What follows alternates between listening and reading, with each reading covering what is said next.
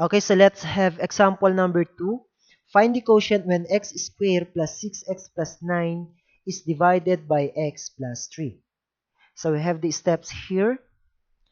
And for the first step is we need to arrange the dividend and the divisor in decreasing order of powers of exponent. So what is our dividend? So our dividend here is x squared plus 6x plus 9. And since our dividend is arranged in decreasing order of powers of exponents, therefore, we're not going to arrange it anymore. And our and since we have no missing terms, so therefore, magi-stay na siya na x squared plus 6x plus 9. And our divisor here is x plus 3. For step number 2 is we need to divide the first term of the dividend by the first term of the divisor. But before we proceed to step number 2, we need to write in this form. X squared plus 6x plus 9 divided by x plus 3.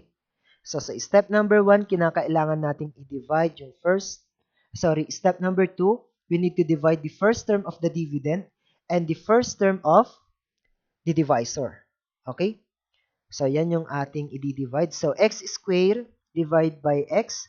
So the same base, all we need to do is to subtract their exponent. Okay, so x, 2 minus imaginary 1, the answer is x. Okay? So itong x na ito yung ilalagay natin sa taas. Pero saan natin siya ilalagay?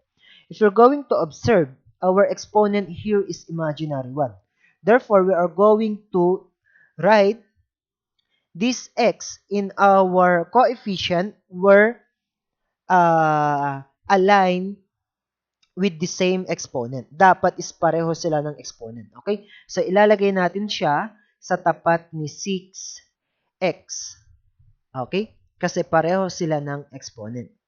And the next step is we need to multiply the partial quotient to the divisor. Okay? So, yung x natin, kinakailangang i-multiply sa x plus 3 sa ating divisor. Okay. So, x times quantity x plus 3, the answer is x squared plus 3x. Okay, paano ba nakuha yung x squared? Ito yung kabaliktaran niya sa division. X times x, ang gagawin natin, nasa multiplication tayo, we're going to add the exponent. 1 plus imaginary 1, parehong imaginary 1, the answer is 2. Kaya x squared. And x times positive 3, the answer is positive 3x. Therefore, this result, we're going to write here and we need to subtract. Okay, so x squared minus x squared, the answer is 0. Since 0, hindi na natin siya kinakailangang ilagay. Next, 6x minus 3x, the answer is positive 3x. And the next step is bring down the next term in the dividend. So our next term here is plus 9 or positive 9. And step number 6 is continue the process. So, itutuloy lang natin. Balik lang tayo sa step number 2. We need to divide the first term of the dividend and the first term of the divisor. So, 3x over x, the answer is 3. X raised to 1 minus 1 kasi imaginary 1 yung kanilang exponent. So, 1 minus 1, the answer is 0. Since 0 is the exponent of x now, so we're not going to write variable x here kasi 0 na siya. Wala na yung variable natin. Magiging answer na lang natin ay 3. At itong 3 na to ay ilalagay natin na kung saan dapat ay the same silang naka-align. Okay? Constant number yung 3 natin. Kaya ilalagay natin siya sa tapat ng plus 9 kasi pareho silang constant. And then next, after that, we're going to multiply distributive property. 3 times quantity x plus 3, the answer is 3x plus 9. Okay, paano ba naging 3x plus 9? 3 times x, the answer is 3x. And 3 times 3, the answer is 9. So, 3x plus 9, siya yung ilalagay natin dito. Okay? So, 3x. Okay, so 3x plus 9 yung nakuha natin. So, yan na yung isusubtract natin. 3x minus 3x, the answer is 0.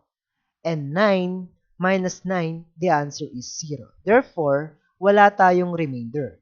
And to write now our final answer, we need to follow this form. Dividend divided by divisor, or dividend over the divisor, equals to quotient plus remainder over divisor. So we need to copy our original dividend. So we have x squared plus 6x plus 9 over the divisor x plus 3 equals to the quotient x plus 3. Since ang remainder natin dito ay 0, hindi na natin ilalagay na plus 0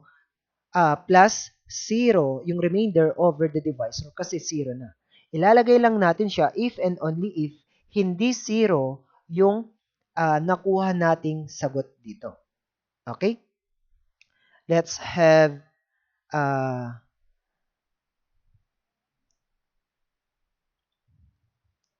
okay, so we have example number 3.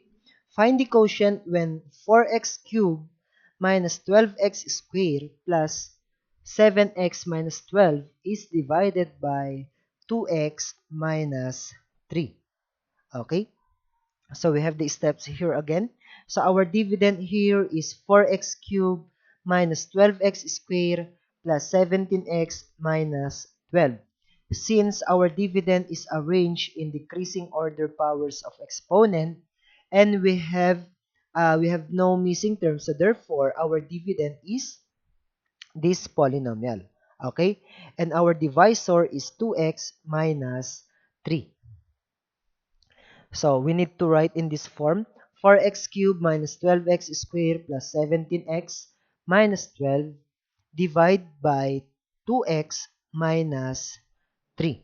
Okay, so for step number 2, we need to divide the first term of the dividend and the first term of the divisor.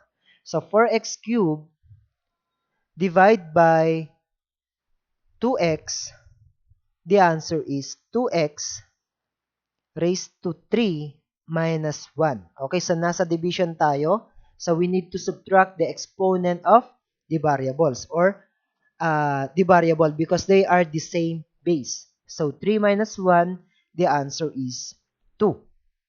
So our answer here, again, 4 divided by 2, the answer is 2. And x cubed divided by x, the answer is 2x squared. So itong 2x squared na to, siya yung ilalagay natin dito sa tapat ng negative 12x squared kasi pareho sila ng exponent. Okay? And then next, for step number 3, we need to multiply the partial quotient to the divisor. Okay, so kinakailangan nating i-multiply si 2x squared kay 2x minus 3. Okay? So distributive property, 2x squared times 2x, the answer is 4x cubed. 2x squared times negative 3, the answer is negative 6x squared. Okay, paano ba nakuha yan? So, 2 times 2, the answer is 4. And then, pareho sila na variable x at multiplication yung ating operation. Therefore, we're going to add their exponent. 2 plus imaginary 1, the answer is 3. Kaya 4x cubed. Okay? And then next, 2 times negative 3, the answer is negative 6. And then copy the variable x square. Okay? So, itong 4x cubed minus 6x square, siya yung ilalagay natin dito. And then we're going to subtract from the dividend. Okay? So, 4x cubed minus 4x cubed, the answer is 0. So, hindi na natin siya isusulat. Next, negative 12x square minus negative x square, the answer is negative 6x square. Okay, so paano nangyari yon? Magkasunod na naman yung minus at yung ating negative sign. Therefore, i-apply natin si KCC. So, instead na minus, gagawin natin siyang plus at gagawin natin siyang positive. Since hindi na naman sila pareho ng sign, ang mangyayari ay isusubtract natin. Okay, so ipapakita ko sa inyo kung paano naging negative 6. That is negative 12. Sabi ko kanina, papalitan yung minus ng plus. And then, papalitan din yung negative 6 ng positive 6 kasi in-apply natin si KCC. Okay? And the answer here is negative 6. Bakit? Kasi unlike sign yung 12 and 6. So, we need to subtract. 12 minus 6, the answer is 6. And then, copy the sign of the higher number. Ano ba yung sign ng higher number? Negative. Kaya negative 6 yung sagot natin. And the next step is bring down plus 17. Okay? And then, continue the process until done. So, balik lang tayo sa step number 2. We need to divide again the first term of the dividend and the first term of the divisor. Okay?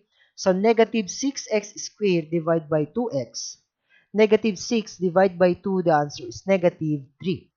Since we have the variable here, x, or we have the same base of x, so we're going to subtract the exponent. So, 2 minus imaginary 1, yung exponent ng x natin sa denominator. 2 minus 1, the answer is imaginary 1. So, our final answer here is negative 3x. Itong negative 3x na to ay siya yung ilalagay natin sa tapat ng ating plus 17x kasi pareho sila na variable at pareho rin sila ng exponent. Okay? Next, we're going to multiply. Negative 3x times positive 2x, the answer is negative 6x squared. Negative 3 times positive 2, the answer is negative 6. And x times x, we're going to add the exponent because we are in multiplication. Okay? So, 1 plus 1, the answer is 2. Negative 3x times negative 3, the answer should be positive 9x. Okay, so the answer should be positive 9x. So, yan na yung isusulat natin dito. We have quantity negative 6x squared plus 9x. So, we're going to subtract. Negative 6x squared minus negative 6x, the answer is 0. Kasi i-apply natin ulit si KCC. Magiging positive or magiging plus at magiging positive si negative 6. And then negative 6 plus positive 6, the answer is 0. Next, 17x minus 9x, the answer is 8x. Okay, and then bring down minus 12. Okay, and the next step, we're going to divide again the first term of the dividend and the first term of the divisor. Okay, so 8x divided by 2x, so 8 divided by 2, the answer is 4. And x divided by x, so isusubtract lang natin yung kanilang coefficient, isusubtract natin yung kanilang exponent kasi nasa division tayo. So, 1 minus 1, the answer is 4. Okay, so this 4, we're going to write here. Ayan, kasi si 4 ay isang constant number, katapat dapat ay yung constant number din natin. Okay?